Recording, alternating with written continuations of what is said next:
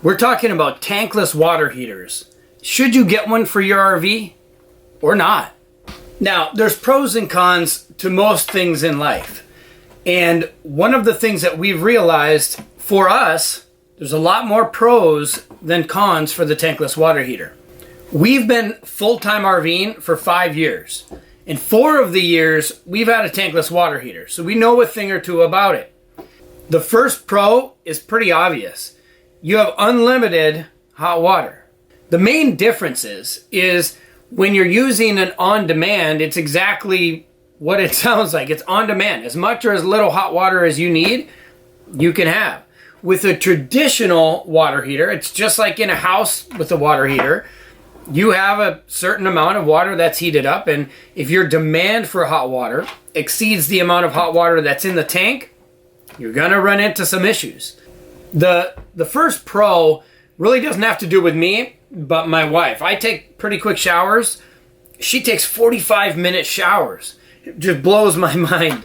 But with the on-demand water heater, there's no issue. I mean, she can go in there and take a hot bath. She can take a long shower, whatever. With our first RV, which had just a regular hot water heater, we were limited to about 10 or 12-minute showers. Again, it's a non-issue for me, but not only does she like to take long showers, she likes them scalding hot. And there's a technique that's commonly used in the RV industry, especially if you're boondocking. I've heard it called different things. I've heard it called military showers. I've heard it called Boy Scout showers. Essentially, you get in, you rinse off, you turn off the water, you lather up, you turn on the water, you rinse off, and you're done. So that is pretty much it. And we did have to do that, especially if we were taking back-to-back showers in our first RV.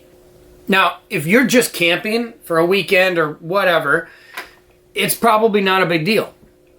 If you're full-timing or a seasonal camper, you're probably going to want long hot showers.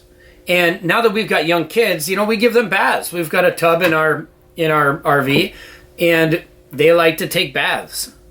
Those aren't cold. So the on-demand water heaters really came in handy for us having the little ones.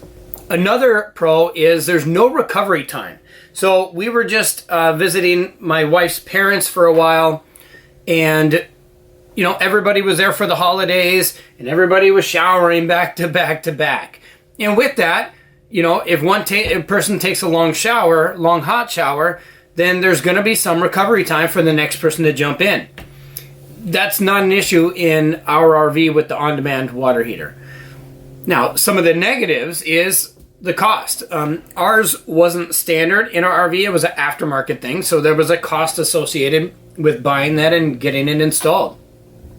The second thing is we've heard, now this isn't an issue for us, but we've heard people say that it uses more propane. And of course it does, but we fill our propane so rarely, we haven't noticed an increase. I mean, it's a non-issue for us.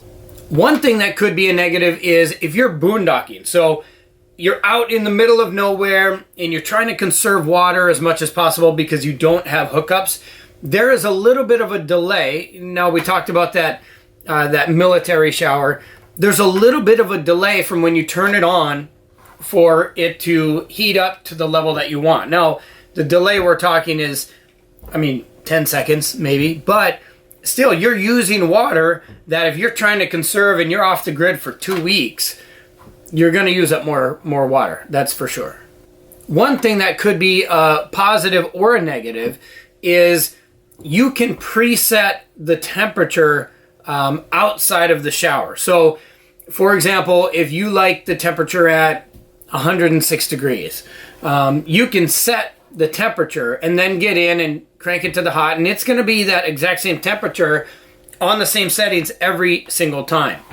The downside to that is, of course, if you've got different people who like different settings, my wife likes it hotter than me, well, I'll just have to adjust it. But if the range is too big, let's say I like really cold showers, and which I don't, and she likes it really hot, if you have too big of a range it will mess with the flow coming in through the unit, and you're going to have an issue where it will just completely shut off, and then it's really cold. So again, could be a pro because you could just set it and forget it if you like it the same every time.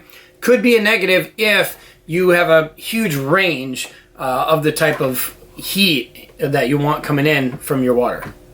So in summary, if you're going to be a full-timer, if you want to be a glamper, if long showers are really important to you, you're probably going to want to get a tankless water heater.